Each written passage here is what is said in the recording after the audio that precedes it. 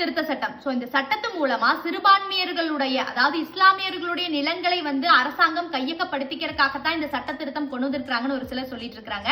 First வந்து வக்ஃப் வாரியம் அப்படின்னா என்னங்கறத பார்க்கலாங்க. இஸ்லாமியர் கடவுளுக்காக அந்த மதத்தை சேர்ந்தவங்க, கடவுள் மீது அதீத பக்தியா இருக்கலாம், இல்ல வேண்டுதலா இருக்கலாம், அவங்களுடைய நிலங்களை கடவுளுக்காக தானம் செஞ்சிருப்பாங்க. அந்த நிலங்களை நிர்வகிக்கக்கூடிய ஒரு அமைப்பு தான் வக்ஃப் வாரியம். இதுல கிட்டத்தட்ட 7 லட்சத்துக்கும் மேல சொத்துக்கள் இருக்குங்க. இந்தியாலேயே அதிக சொத்துக்கள் இருக்கிறதுல இந்த வக்ஃப் வாரியம் 3வது இடத்துல இருக்குங்க. இவ்வளவு சொத்துக்களும் கடவுளுக்கு தானமாக கொடுக்கப்பட்டது. இதை வந்து தனிப்பட்ட நபர்கள் வந்து பயன்படுத்தக்கூடாது.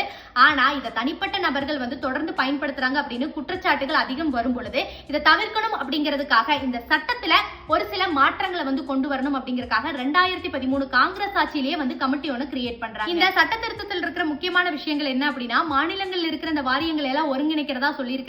இந்த சொத்துக்கள் ஏதாவது தவறு இருந்துச்சு அப்படின்னா நம்ம நீதிமன்றத்தை வந்து அணுகலாங்க. இந்த சொத்துக்களுக்கு வந்து ப்ராப்பர் ரெஜிஸ்ட்ரேஷன் இருக்கணும் அப்படின்னு சொல்லியிருக்காங்க.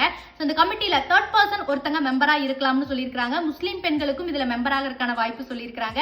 சுருக்கமா சொல்லணும் அப்படின்னா, இது வந்து ஒரு மதத்துல ஒரு கடவுளுக்காக கொடுக்கப்பட்ட ஒரு சொத்துங்க. இந்த சொத்து வந்து இல்லாப்பட்டவங்க பயன்படுத்தலாம், அந்த மதத்துல எல்லாருமே பயன்படுத்தலாம். அதை தனிப்பட்ட நபர்கள் பயன்படுத்தக்கூடாது. அப்படி பயன்படுத்தினீங்க அப்படின்னா அரசாங்கம் நாங்க உங்களை கவனிப்போம் அப்படிங்கறதா இந்த திருத்த சட்டத்துடைய மைய கருத்துங்க. இதுல வந்து எந்த சொத்துக்களையும் யாரோட சொத்துக்களையும் அரசாங்கம் வந்து எடுத்துக்கலீங்க. இதை நாங்க கவனிப்போம் அப்படிங்கிறது தான் இந்த திருத்த சட்டத்தின் மூலமா அரசாங்கம் வந்து கொண்டு வந்திருக்கிறாங்க. இது தவறான புரிதல்கள் இருந்துச்சு அப்படின்னா கொஞ்சம் மாத்திக்கோங்க.